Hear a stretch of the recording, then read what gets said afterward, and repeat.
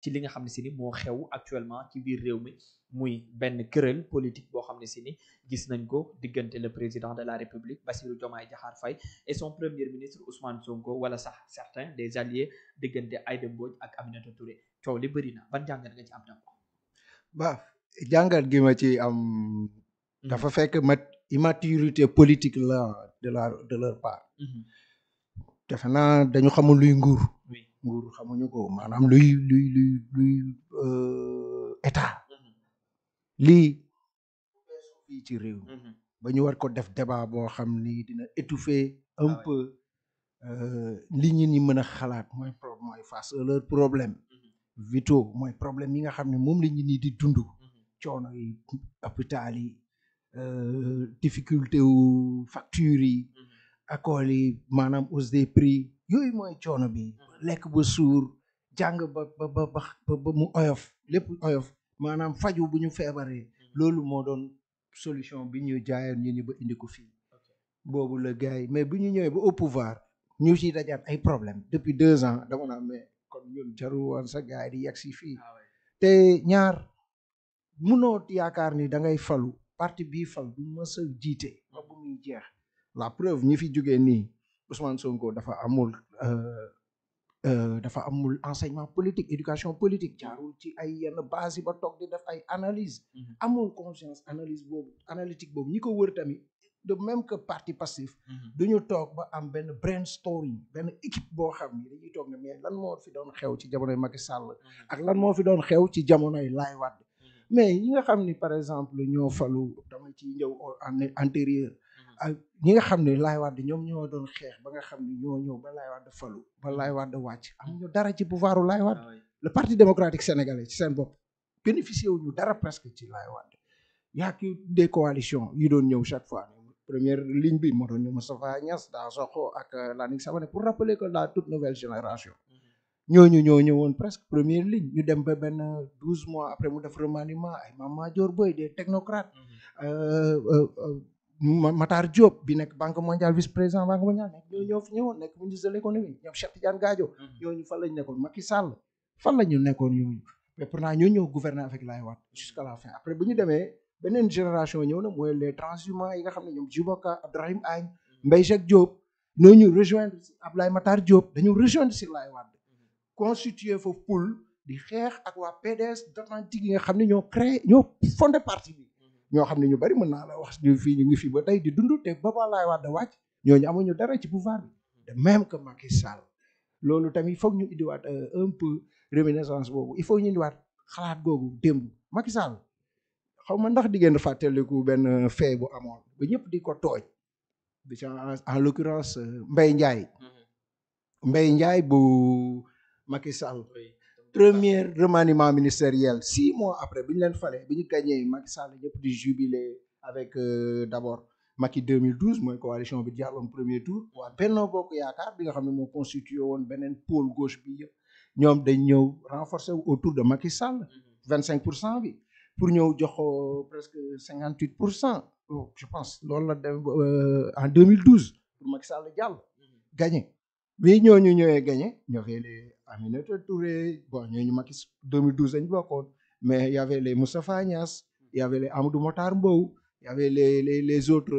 Ousmane Tanor Dieng ñu ñëpp dañu ñëw renforcer wu mais bi ñu renforcer wu Macky Sall dafa def 6 mois def remaniement ministériel Alioune Badara Cissé jógee affaires étrangères ñu remanié ko Mbaye Ndiaye ñu jëlee ko ministère de l'intérieur première conférence de presse bu Mbaye Ndiaye da doon jooy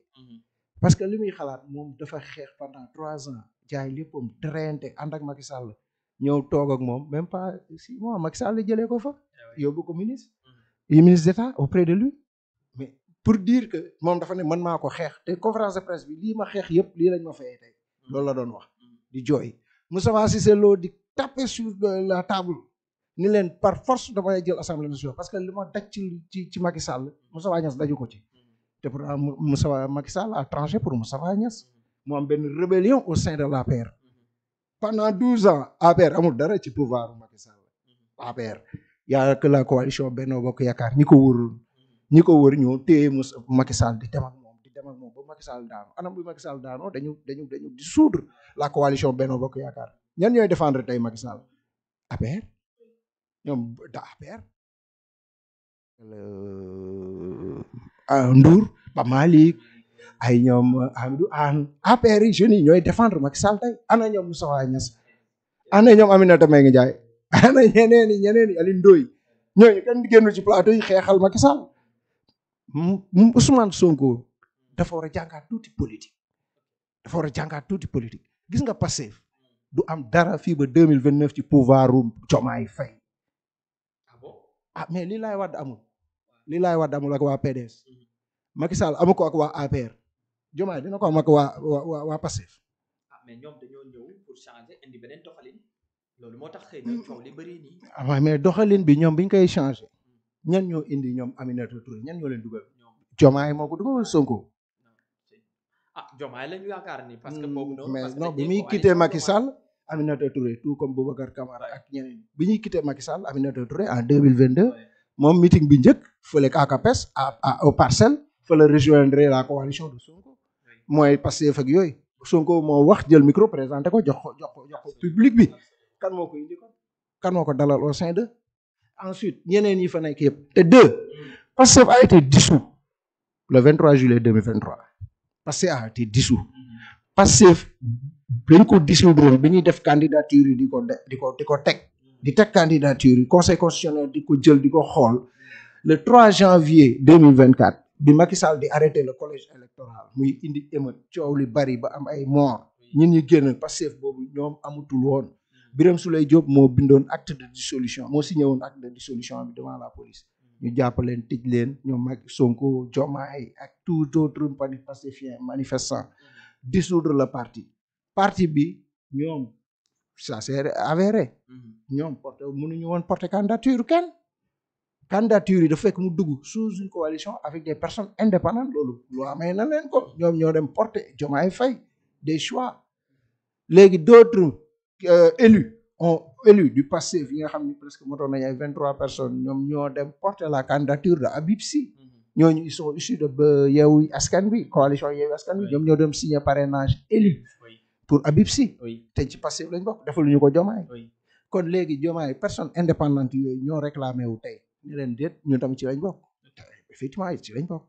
parce que ñoo porté candidature bi mënoo leen fa jëlee léegi nag xam nga boo bëggee jël paternité wu nit ñi yéen a ko fal da ngeen cuum toll tuñu fu waa Pastef kese ne ci réew mi di liggéey ñoom di gouverner ñëpp génn réew mi bàyyi leen fay Pastef kese ñu ne ñoom ñoo fi nekk loolu amul mënul nekk loolu amul ci Senghor 1960 ñu ne waa PS rek a fi daan gouverner amul ci Laye Wade amul ci Macky Sall mënul am ci Diomaye ñu ne waa Pastef kese ñoo war a jël poste yi liggéey c'est une république Diomaye n'est plus le président de Pastef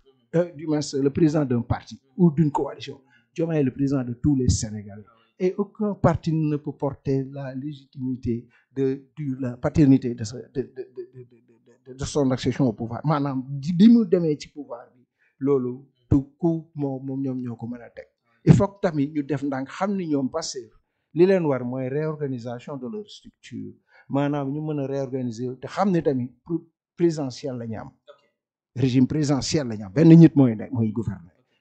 tey je pense que dina ñëw ci yéen. dinañ ci gën a ñëw alors Hadjibou dañu gis tamit li nga xam ne si moo xew sur les réseaux c'est-à-dire ñu bëri ñi nga xam ne si ay partisans wala ay militants de Pastef ñoom dañu jàpp ni Bassirou Diomaye Faye dafa nekk di trahir ki nga xam ne si moo di Ousmane Sonko.